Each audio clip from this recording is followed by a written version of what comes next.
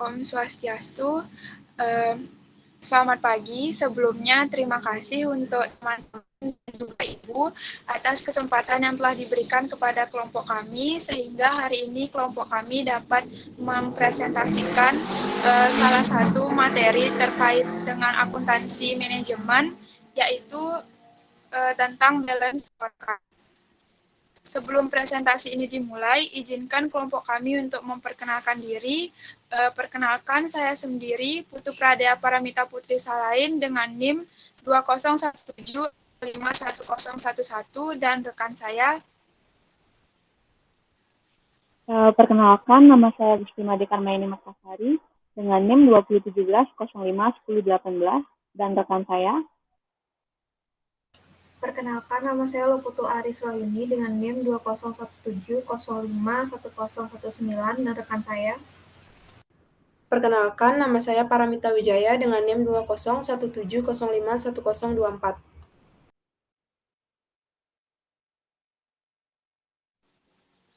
Baik, untuk selanjutnya kami akan membahas tentang pokok-pokok pembahasan. Yang pertama, pengertian dan sejarah balance scorecard.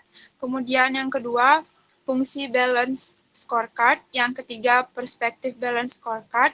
Kemudian yang keempat, komponen masing-masing perspektif. Dan yang terakhir adalah contoh dari balance scorecard pada bisnis. Baik, langsung saja kita masuk ke pokok pembahasan yang pertama, yakni terkait pengertian dan sejarah balance scorecard.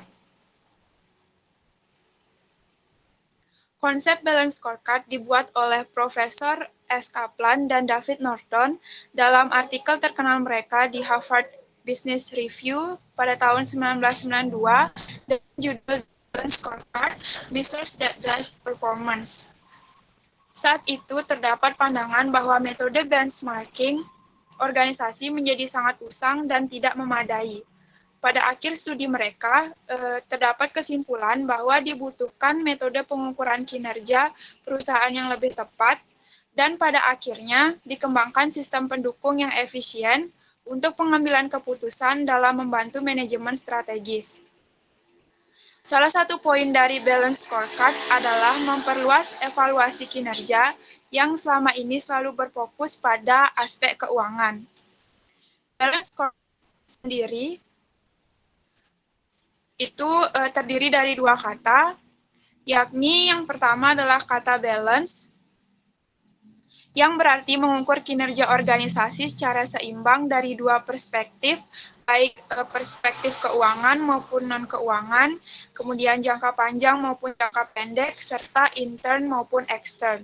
Sedangkan kata scorecard berarti kartu skor yang untuk merencanakan skor yang akan diwujudkan di masa yang akan datang. Dengan demikian, balance scorecard merupakan suatu mekanisme pada sistem manajemen yang mampu menerjemahkan visi dan strategi organisasi ke dalam suatu tindakan di lapangan.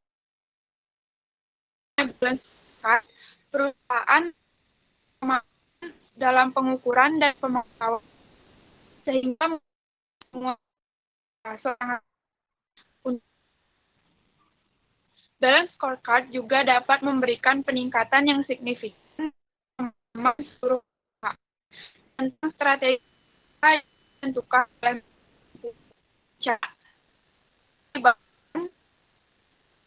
karyawan yang ada pada. Untuk materi yang selanjutnya akan dipaparkan oleh rekan saya. Baik, untuk materi selanjutnya yakni adalah fungsi dari balance scorecard. Balance scorecard memiliki beberapa fungsi, diantaranya yang pertama yakni memberi struktur pada strategi. Balance scorecard merupakan cara yang logis dan terstruktur untuk membantu pemimpin memastikan semua area organisasi dicakup dengan cara yang mudah dipahami. Balance scorecard dapat menjaga tujuan di pusat, melacak kemajuan dengan menggunakan pengukuran khusus dan menggunakan inisiatif untuk melacak tindakan. Yang kedua yaitu mempermudah komunikasi strategi dalam bisnis. Balance scorecard merupakan alat bantu visual yang baik dan sederhana untuk menyelaraskan setiap departemen dan divisi dengan maksud mencapai tujuan bisnis tingkat tinggi.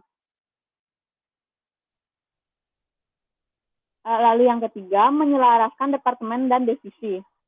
Balance Scorecard mampu memfasilitasi keselarasan semua departemen dan divisi dengan strategi yang sama jika diterapkan dengan benar.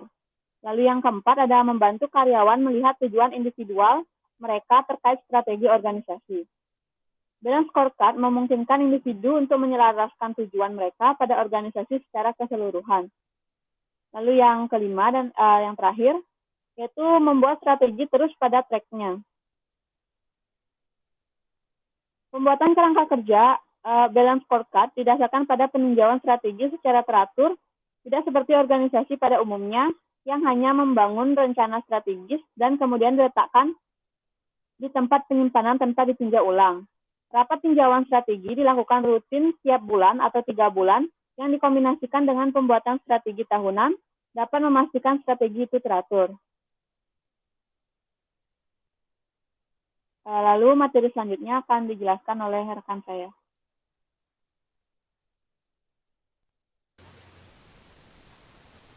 Baik, untuk materi selanjutnya adalah perspektif balance scorecard. Jadi, pada dasarnya balance scorecard ini merupakan kartu berimbang yang digunakan sebagai media untuk mengukur aktivitas operasional yang dilakukan sebuah perusahaan. Dalam balance scorecard ini terdapat 4 jenis perspektif untuk mengetahui ukuran kinerja perusahaan. Yang pertama yaitu ada perspektif keuangan, di mana erat kaitannya dengan pemasukan dan pengeluaran perusahaan, sehingga perusahaan harus mampu mengelola keuangan dengan baik agar keuangannya stabil.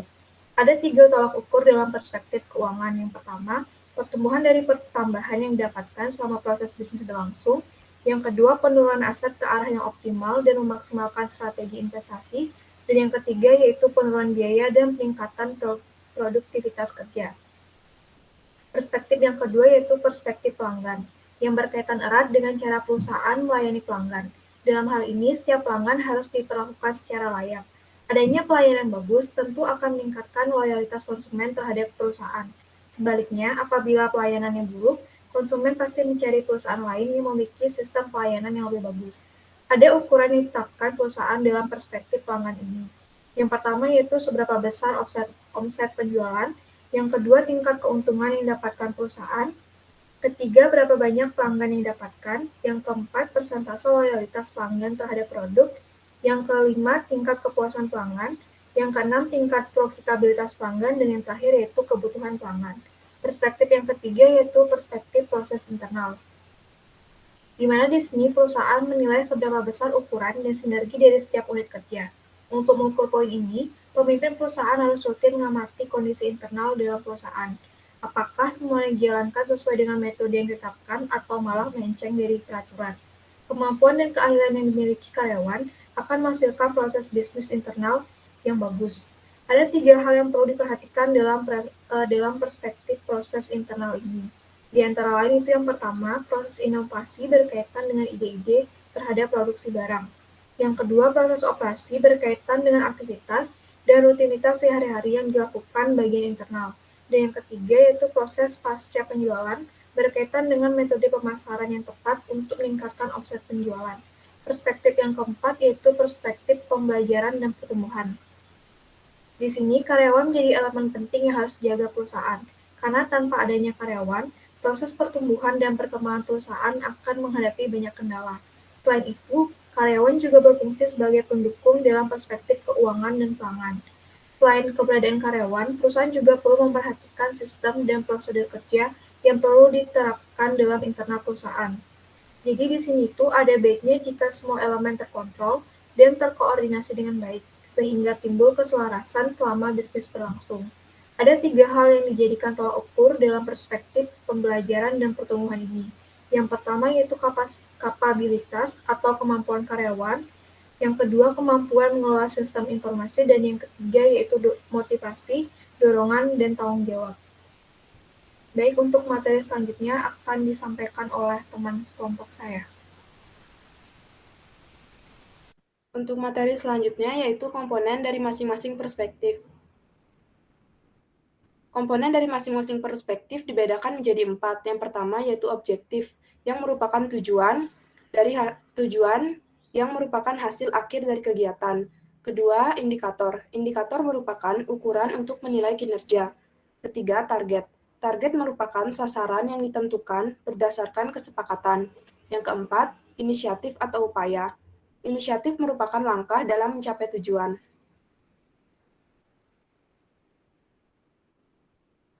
Untuk materi selanjutnya yaitu contoh balance scorecard pada bisnis. Proses pengembangan balance scorecard di suatu perusahaan melibatkan beberapa langkah, di antaranya, yang pertama, tetapkan visi masa depan yang jelas. Kedua, tentukan tujuan strategis. Ketiga, tentukan faktor penentu keberhasilan. Keempat, pilih indikator untuk mengukur dan memantau kinerja. Kelima, tetapkan tujuan, rencana, tindakan, dan inisiatif.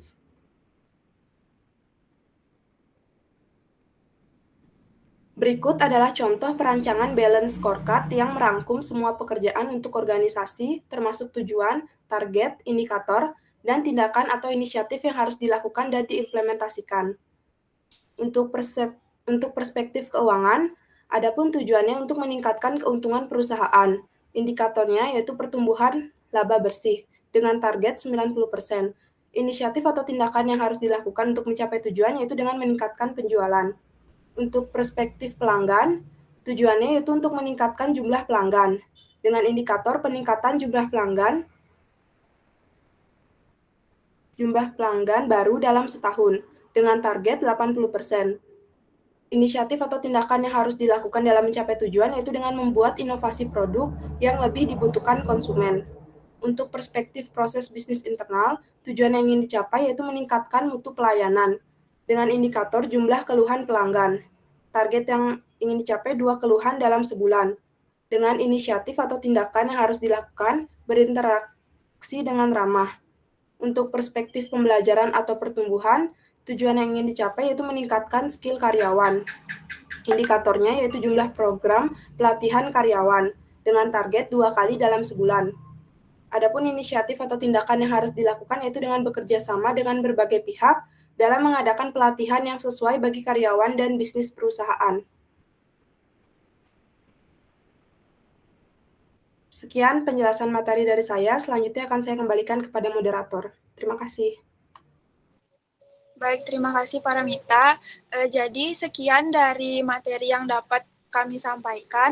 Di sini kami mengucapkan terima kasih kepada teman-teman dan juga Ibu yang telah menyaksikan presentasi kami sampai akhir, dan kami juga mengucapkan permohonan maaf atas kesalahan yang terjadi ketika kami menyampaikan materi ini.